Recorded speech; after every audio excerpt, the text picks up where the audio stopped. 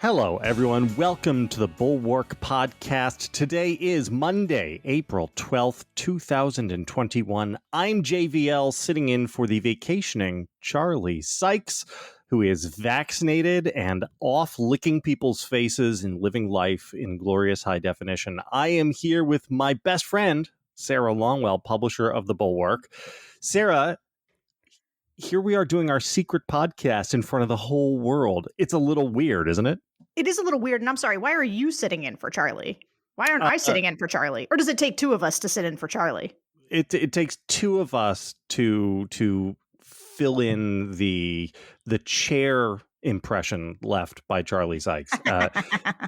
JVL and I do the secret show together. For those of you, Charlie has a much bigger audience than we do, which I'm going to chalk up to the fact that it's free.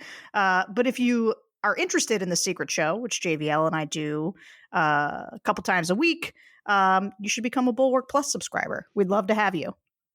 Yeah, well, you should become a Bulwark Plus subscriber anyway, because it's great. So, Sarah, we got a bunch of stuff to talk about today. Can we start with the Republican Donor Retreat in Florida over the weekend? It was pretty amazing. The President of the United States, who was defeated, who cost the Republican Party their majorities in both the House and the Senate, said once again that the election had been rigged and was bullshit. Those are both quotes. He said that the people responsible for overturning the legitimate results in Georgia were, are you ready? Stacey Abrams, Oprah Winfrey, and Barack Hussein Obama. That's so interesting. I wonder why he chose those three people. What do they have in common? Who could say? Who could say? And he then went and beat up on Mitch McConnell. He called him a dumb son of a bitch, is I think what he called Mitch McConnell. I believe that's true. He mocked Elaine Chao. He said, I hired his wife. Did he ever say thank you? As if Elaine Chao needed a job, that she was, just out on the unemployment line, hoping for bread, and he brought her off the street anyway. And then he mocked Elaine Chao for resigning after the January 6th insurrection, saying she suffered so greatly. And then he beat up on Mike Pence, saying that he wished that he had just had more courage. And the Republicans who were in attendance were outraged.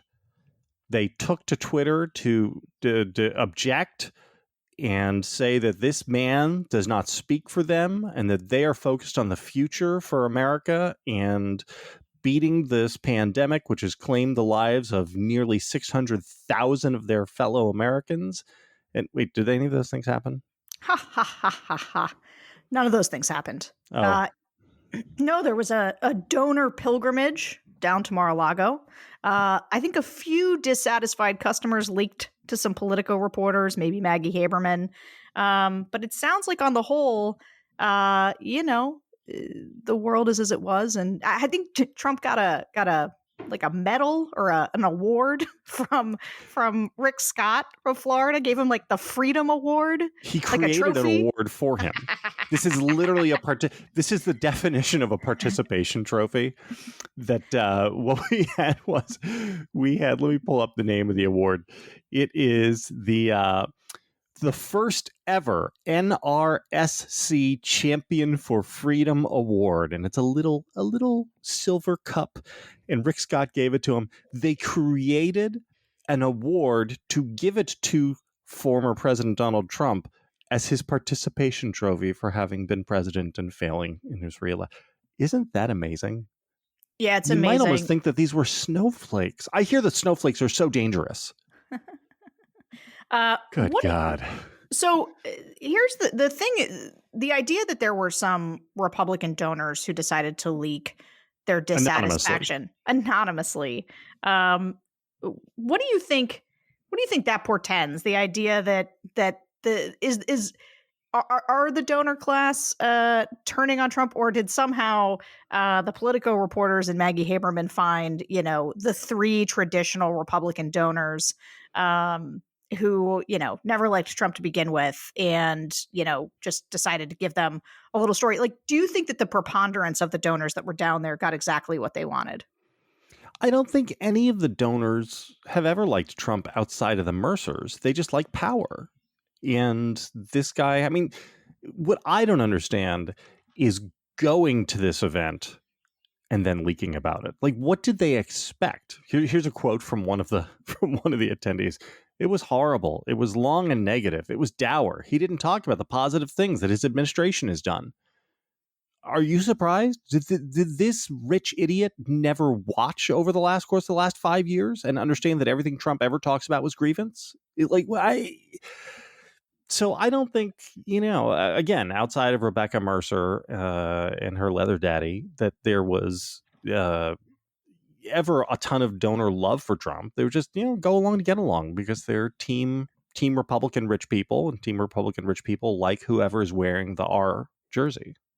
No? Do you disagree? Yeah, I think there's probably more going on there than that. I think that, I don't know how many Republican donors you've ever spent time around, but I think that, look, they had to talk themselves into a lot of things to get on Team Trump over the last 4 years, right? So, they had to believe that the Democrats are, in fact, socialists trying to push, the most left-wing agenda in existence. Yeah, look at that $45 minimum wage the Biden administration passed. Look at there are now 15 Supreme Court seats, and the filibuster has been totally destroyed and nuked, and Puerto Rico and DC are both states now. So you can tell it's been the most socialist agenda ever, right? Okay, well, Biden's just getting started, so let's not assume none of those things. I mean, probably not $45 minimum wage, but he's gonna get that $15 minimum wage one way or the other. I think.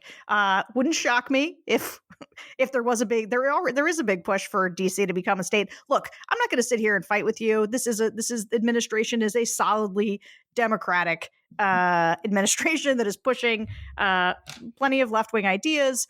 The question is it the socialist hellscape that the donors are being told that it is? I think that's a stretch. The point, forget all of that stuff. Here's what's amazing about this. It was 3 months and change ago, this guy incited an insurrection. So if you go back 3 months, the only person who would go down to Mar-a-Lago was Kevin McCarthy, right? These donors, there was a period, I think, not that long ago, where they were saying to themselves, I'm out. I'm done with Trump. And over the intervening 3 months, they have all worked themselves back to a place where it's fine. The insurrection's not a big deal. The Trump wasn't the one who did. I mean, remember when this guy got impeached for a second historical time?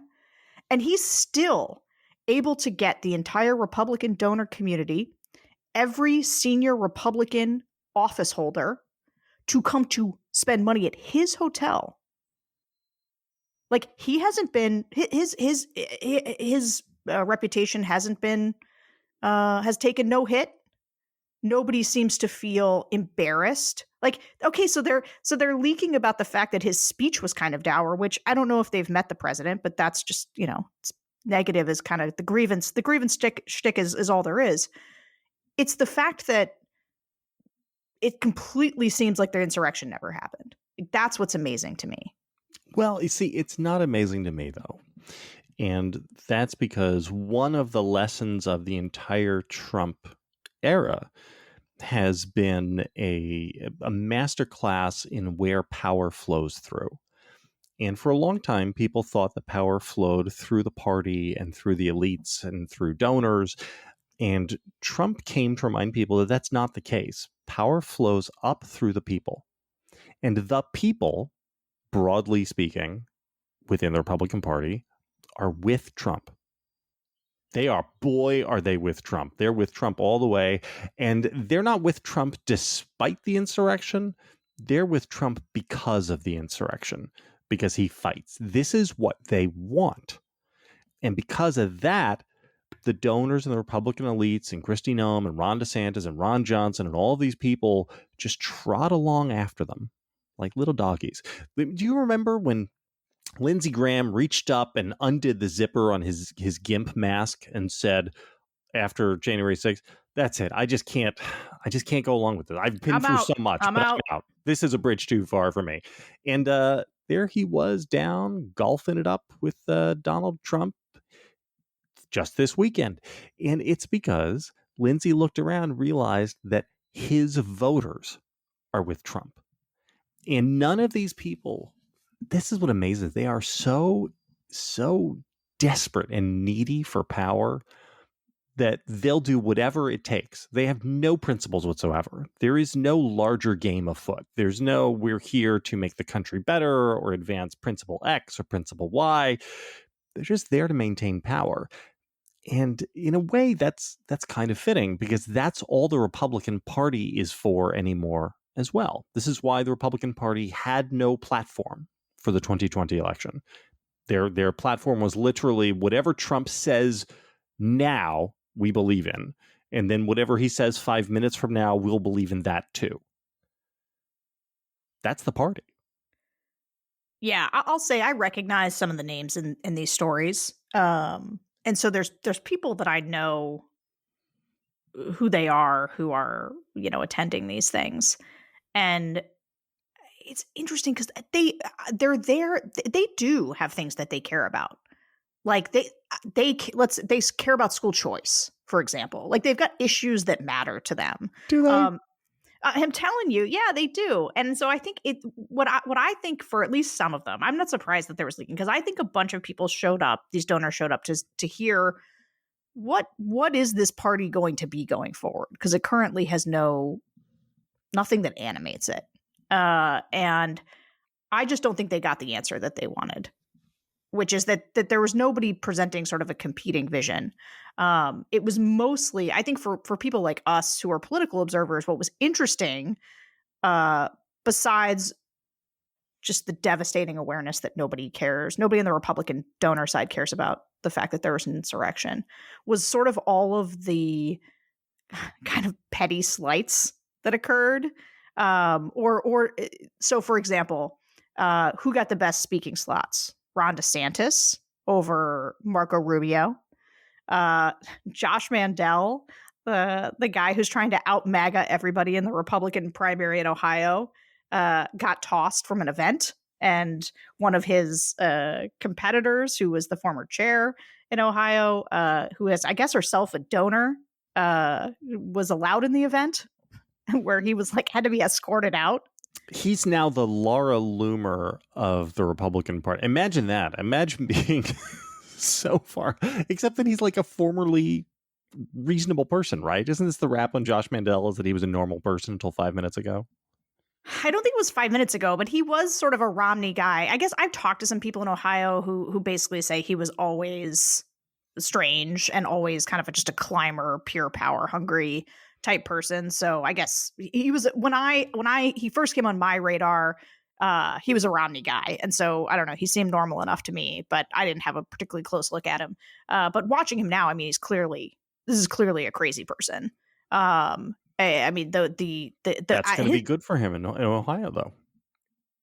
Yeah, maybe. I mean, Ohio's tough. That's a real race, because you've got that's where you've got the MAGA, who is basically the establishment candidate, who used to be I don't know if she was chair of the GOP. I think her name is Timken.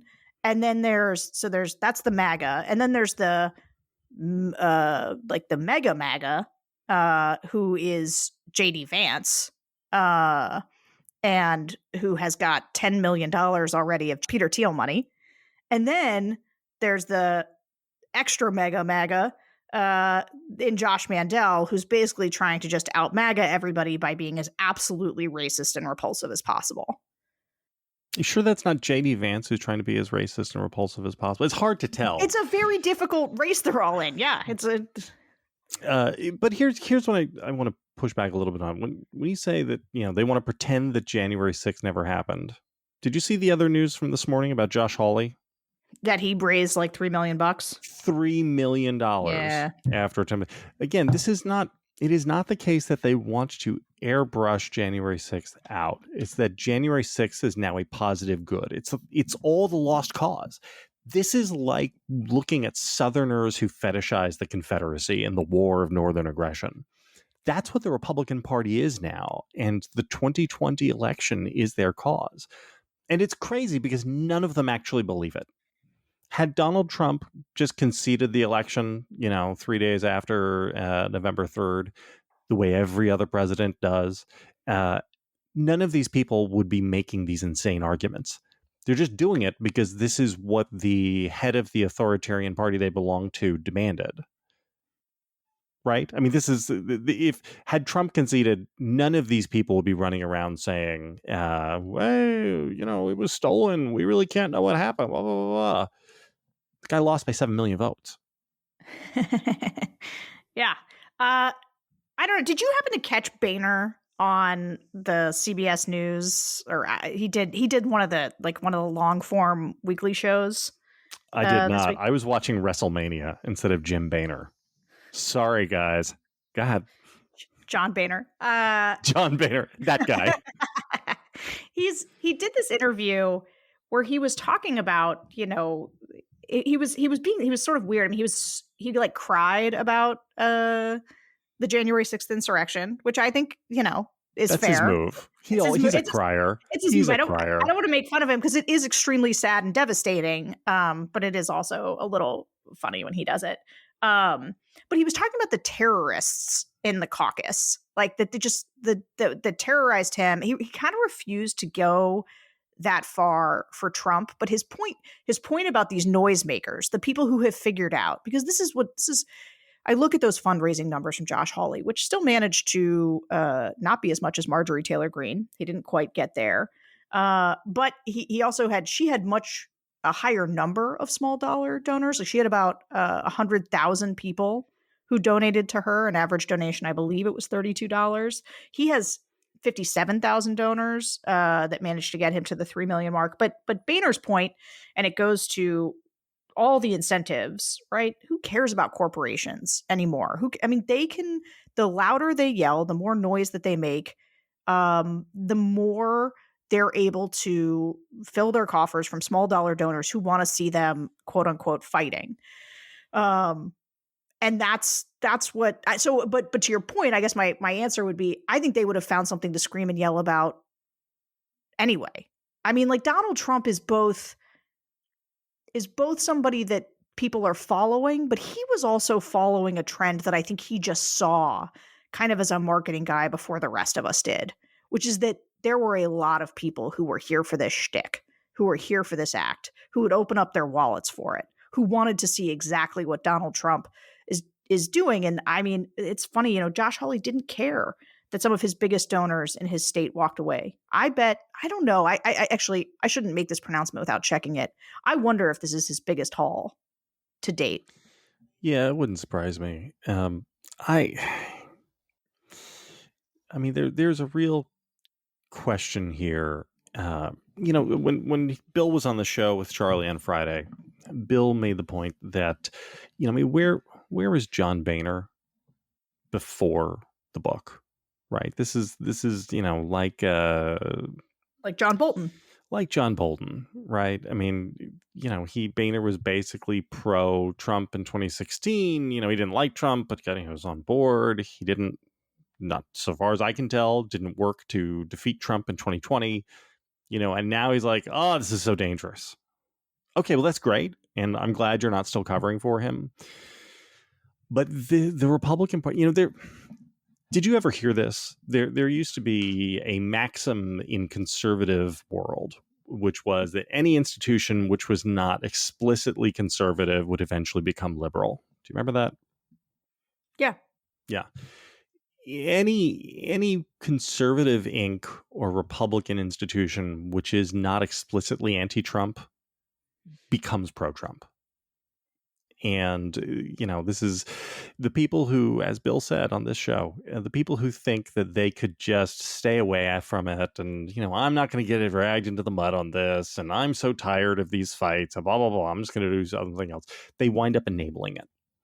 And, it has to be fought because this stuff is authoritarian.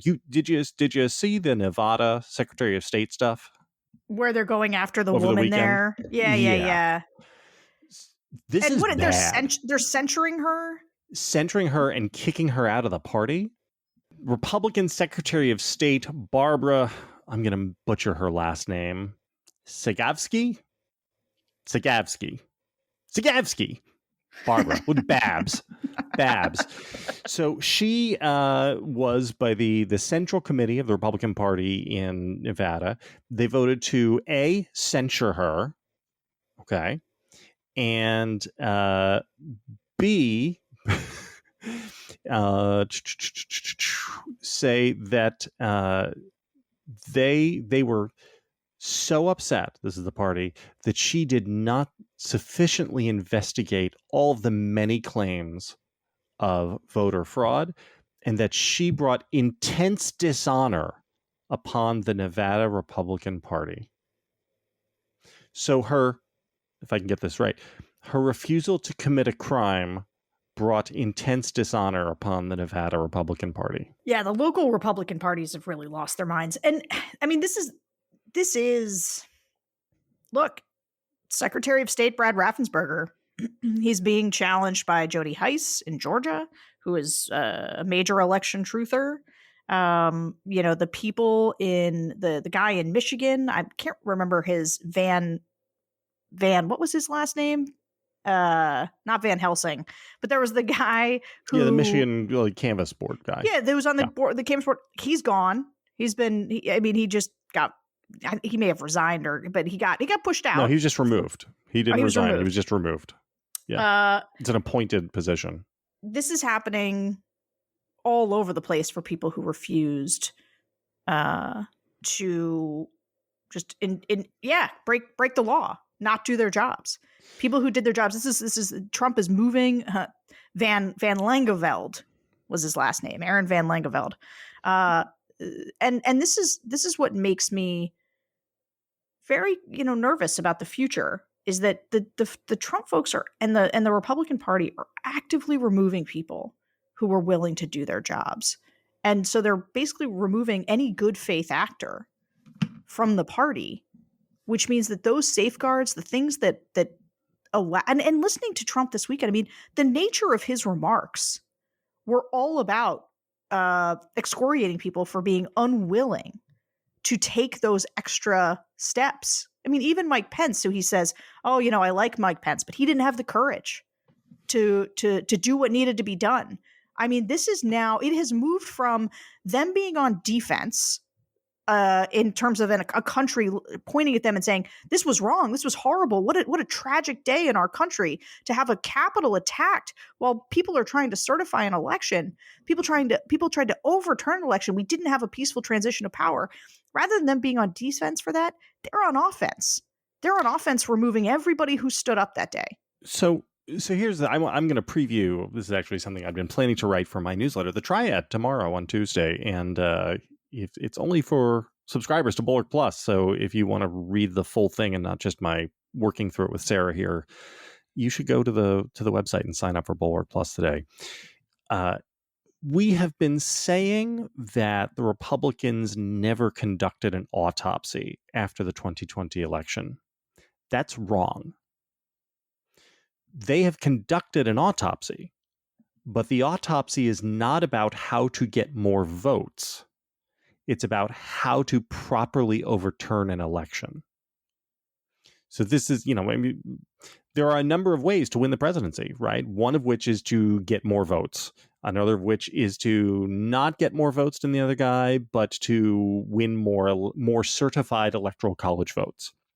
Another way to win the presidency is to lose the popular vote and lose the electoral college vote, but to find a way to prevent enough certified electoral votes from reaching 270 so that the congressional delegations can vote their own thing, right? So what Republicans are in the process of doing is moving down to that third option. And that's what their autopsy is about. Their autopsy is, how can we actually make the coup work next time?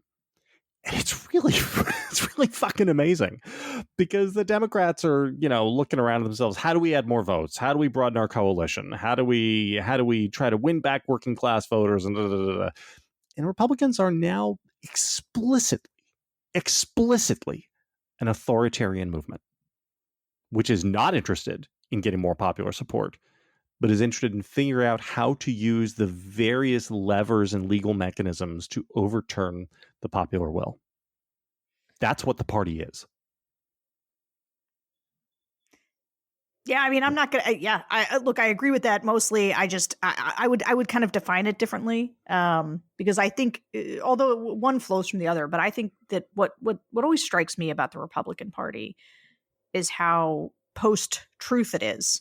I mean, they have just constructed an alternate reality, and of course, that kind of post-truth nihilism is what opens the door to authoritarianism, because when there's no truth, you can fill that void with whatever the leader says it is. And I do think when the donors show up to this event, not just to see Trump, right? They also want to see who are the new bright lights in the Republican Party. Like, what's the future look like? What's out there? And I think that was part of what you saw, the grumbling, was that they didn't feel like there was enough talk about the future, because a lot of these people do want to. It's not even that it's explicitly turning the page on Trump, but they want to see, they want to get a look at Ron DeSantis and kick the tires on him. These people don't understand that the entire idea of Trumpism is backward looking. It's a revanchist movement. That is why the slogan is literally "Make America Great Again." The entire enterprise is backward looking. Okay, but I've got a question for you. I'm sorry. Go ahead. So you and I joke on the Secret Pod a lot when we talk about Ron DeSantis, about how, if you start to become the guy who is the obvious front runner, with the caveat, assuming Trump doesn't run, if you're Ron DeSantis, and you're getting more and more popular, is that a good thing? Like, are you being groomed as Trump's vice president when he runs again in 2024? Or should you hire somebody to taste your food? Because the more popular you get, the more Trump decides he wants to go after you. But it was interesting to me that he got sort of the prime slot, right, over Marco Rubio. And what do you make of that? Do you think that Trump is setting up Ron DeSantis? I mean, of course, it wasn't Trump's event exactly. I mean, it was an RNC event, but still, that means it's Trump's event. So DeSantis has a little bit of a home field advantage, because everything now has to happen around Florida, because that's where Trump lives. And so but that's where Rubio kind of too. becomes, but he's only the senator. And also, you'll remember he was anti-Trump once, right? And that, Trump will let you back into the fold, but you never get all the way into the family if you've been anti-Trump. Marco did lock up Trump's endorsement. Yeah. Did you see that recently? I did not see that. Little Marco did that. Good for him. He deserves everything he's got coming. I've made this plea on The Secret Show. I will make this plea now. If you are a friend of Time Magazine's Molly Ball, you should email your friend. I know Molly a little bit. Maybe I should do this too. And what the world needs is for Molly to go out and do a gigantic cover story for Time Magazine on Ron DeSantis, making the case that Ron DeSantis is just the much smarter version of Trump. He's Trump plus 50 IQ points, and talk about all the smart things he has done that Donald Trump couldn't possibly have done because of his small fingers and little brain. And then put a very beautiful photograph of Ron DeSantis on the cover of Time Magazine, and make a headline something like "The Smarter Trump," and then watch what happens to his political fortunes. Does that make you warm in your belly, Sarah, when I say that? Yeah. Every time I talk about Republican politics now, it's all let them fight GIF. So JVL, so there was another Florida Republican not in attendance at the RNC meeting, one Matt Gaetz. And we obviously don't have to go through everything that's happening in Gaetz' world right now. But Donald Trump and his team, not exactly throwing a lifeline to Gaetz here. First of all, he's from Florida, the Panhandle. He's not at the RNC meeting or giving like a prime speaking slot. And it doesn't seem like anybody was rushing to his defense here. Well, that's because Trump loyalty only runs one way, right? I mean, this is, sloppy Steve Bannon. Barely knew him. I don't even really know who that guy is. I guess I saw somebody walking around the White House once with a lot of shirts on. I mean, this is the way it always is with people who serve Trump. When it is convenient for Trump and Trump has something to gain from defending them, he will do it. When Trump has nothing to gain, he'll let them twist in the wind, right? I can't imagine that Matt Gaetz is surprised by this. Can you? I don't know. Matt Gaetz was going to give up his congressional career to go defend Donald Trump at the impeachment trial. Do you remember that? Oh, I remember. He was willing. He was willing to do it. As we now know, he was basically preparing to walk away from his congressional career anyway. I mean, I don't think there should be any surprise here. But Trump will defend him once it becomes convenient for Trump again, right? Right now, it'd be inconvenient, and he'd have to come up with something, and it would change the subject to talking about how persecuted Matt Gaetz is rather than how persecuted Donald Trump is. And that's why Trump has no need to defend him. I wonder what Gaetz would have gotten from it, though. I mean, what do you think there's a big upside for him for getting Trump on his side explicitly? I guess that probably is good for him to have that, right? 100%. Yeah. I mean, first of all, then he could monetize it, right? I mean, because he's already doing this. I mean, there's a go-to play. We all know what it is now from Republicans, and it's working. I mean, look at Josh Hawley, look at Marjorie Taylor Greene. The more you say they're after me, they're trying to cancel me. This is the deep state. This is the liberal media. And, when Trump will appear with you and sort of give you access to all of his juice, it's helpful. I mean, the fact that Marjorie Taylor Greene raised $3.2 million, despite in the course of that time, think about what happened to her. She was stripped of her committee assignments. It became high profile and well known that she had a bunch of support for QAnon. A video surfaced in which she was screaming at one of the survivors of the Parkland shooting, a teenager. She denied that the plane hit the Pentagon during 9/11. She said that there should not be any peaceful transition of power the day before the insurrection. She was one of the chief proponents of saying that Donald Trump had in fact won the election when he had not. She also said that the shootings at Parkland and Sandy Hook were false flag operations. I mean, all of that is what became known during the period of time in which she raised $3.2 million and which she was able to put out that Donald Trump was supporting her. Right? She had a nice phone call with him. And so, I think that Donald Trump could signal in favor of Gaetz and at least help him from a public opinion standpoint. Although with their people and help him monetize the grievance, because that's what they're doing. They're monetizing the grievance. Of course, he was still the women's group. The women's Trump group did, of course, have him to speak. Because why not? Yeah, well, he's a great supporter of women. So this is an interesting question here, though. If Gaetz isn't going to run again, what does he need the money for, right? Because the fundraising then gets locked up into a vehicle that needs to be spent on political expenditures. I think he wouldn't be able to. So if he's going to walk out the door, you don't think legal fees? You don't think he can? He's gonna need some help on that. I don't. Yeah. Well, that's the question. Could he switch it to a legal defense fund? And that's possible. I fully expect that as soon as we know that Matt Gaetz isn't definitively going to jail, then we will get a picture from the gilded throne room at Mar-a-Lago of him standing next to Trump with Trump giving the big thumbs up. Right? Yeah. And we'll get a tweet about that. Had a great meeting at Mar-a-Lago with my president, and so excited to be able to go off to Newsmax and defend him every day from 5 to 7. Watch my show, The Gaetz Connection. Right? I mean, this is is that not a tweet from the future?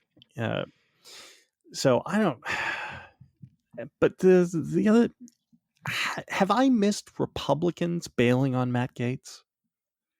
Like, is this a thing that's happening in the House and I just haven't seen it? No, well, I mean, the only thing is again anonymous leaking that said that they would, if the investigation turned up, that he had in fact paid, you know, an underage girl for sex, that they wouldn't wait for the Democrats to take him down; they would do it themselves. What about the free market? I'm sorry. Is a man not able to pay an underage girl for sex? What is this, communism, that we're not going to let the free market work? No, I can't do that. We're not going to. No, I think that's not a thing. But that's not a thing. But I do think, I mean, look, you and I talk about this in the Secret Show a lot, the fact that nobody resigns anymore, Cuomo, whatever. But Andrew Cuomo's still in office, it is right? remarkable. It is remarkable that, you know, just the fact that there are people who've gone on the record saying that he was showing naked pictures of women on the House floor, that he's obviously had myriad inappropriate relationships, comporting himself poorly, just in talking about the things that we know right now that are not the criminal part, not the underage part. I do think it is, I don't know how surprising it is at this point, but compared to the Republican Party that we knew, let's say 20 years ago, it is shocking there's not been, you know, one statement against him. He's had a couple statements of support. Jim Jordan, Marjorie Taylor Greene, you know, the really responsible people in Congress. But yeah, nobody's come out to be like, you know what? He should resign. Or at least with Cuomo, you've got the entire Democratic delegation in New York calling for him to resign. That's what I was going to say. There is no both sides on this because, look, Andrew Cuomo didn't resign because you can't force him out, right? There is no button you can push to eject him. But at least the Democratic Party all got up and went on record and said, you know what, this isn't okay and you should go. And with Gaetz, nothing. It is absolutely. And here's the other thing. It is not the case that behind the scenes, he's just personally popular with all the other Republicans. By all accounts, he is absolutely hated by his peers.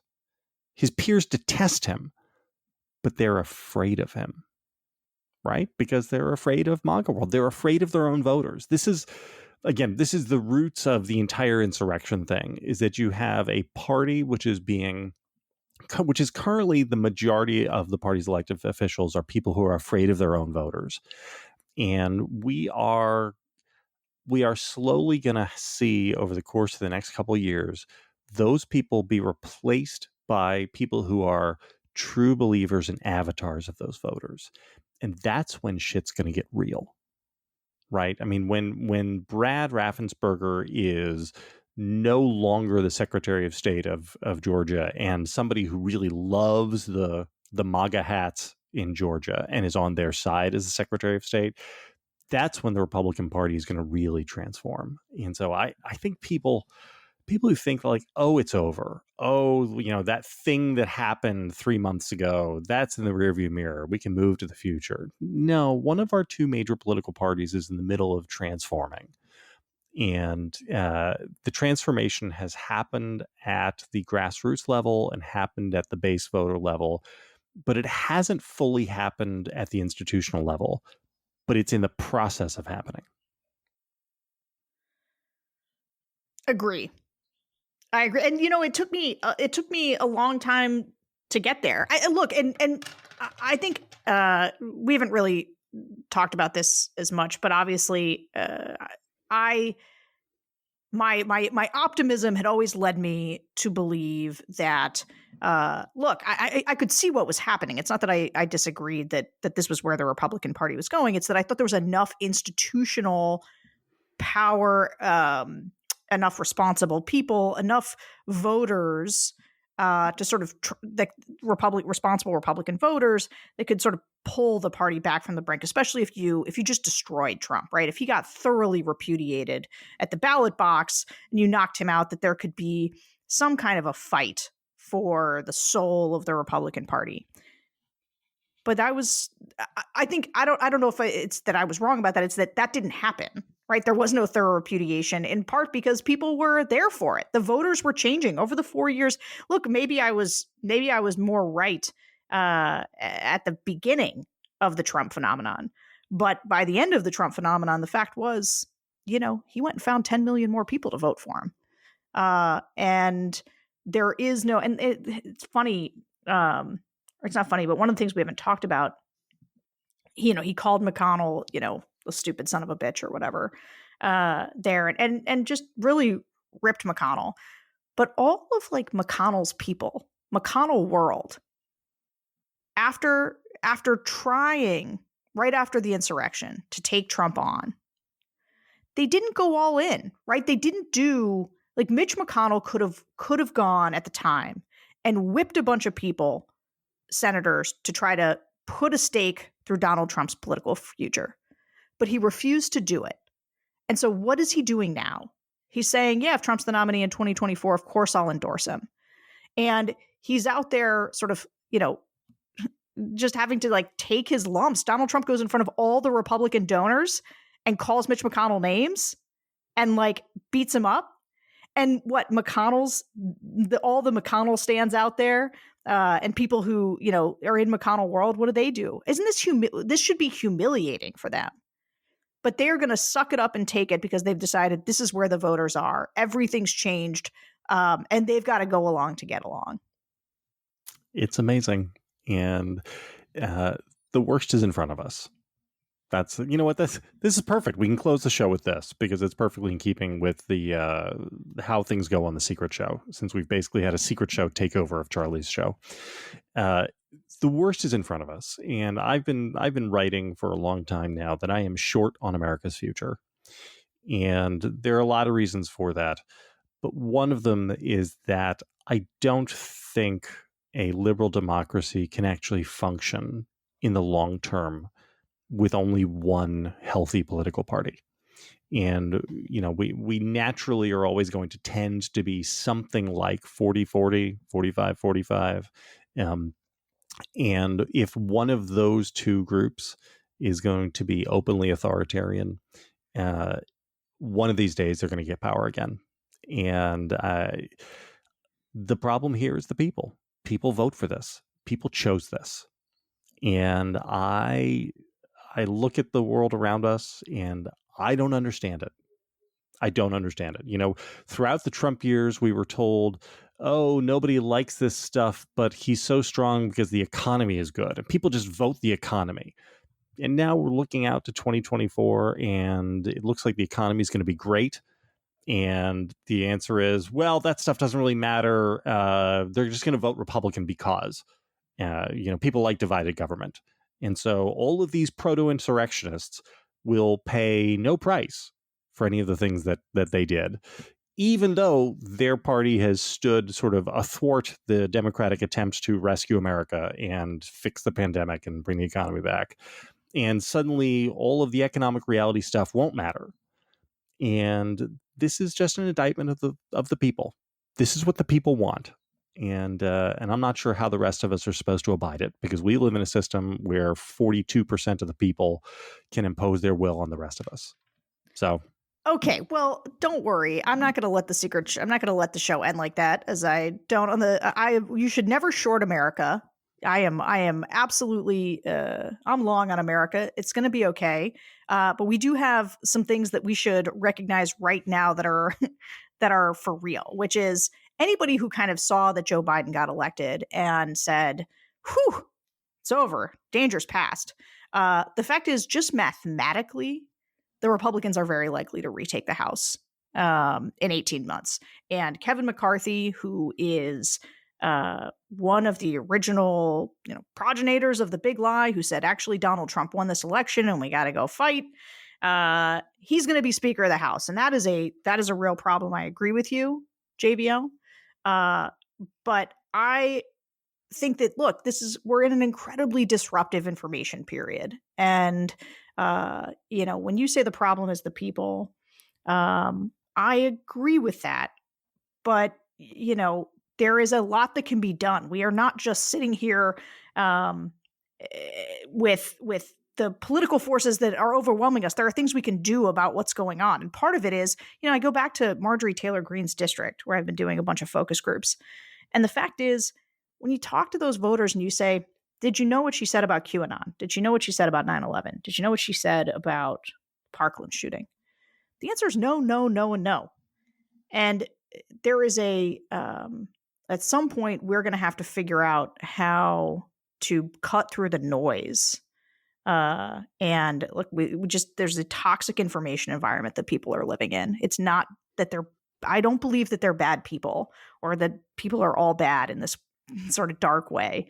I think we have to figure out how we reach those people. And I'm not convinced yet. The jury is out on whether or not, look, I think that what Joe Biden is doing right now economically, I think there's some good in it. I think there's a lot of things I wouldn't do. And I do get worried about inflation and some of the repercussions of this. I don't think we can just spend endlessly. But I think, look, whether or not, let's say hypothetically, we do have just an absolute gangbuster economy, that will matter. I think the question is does it matter more than the culture wars and people's need to kind of be angry and fight? And I think the jury's out on that. I'm not sure that we know.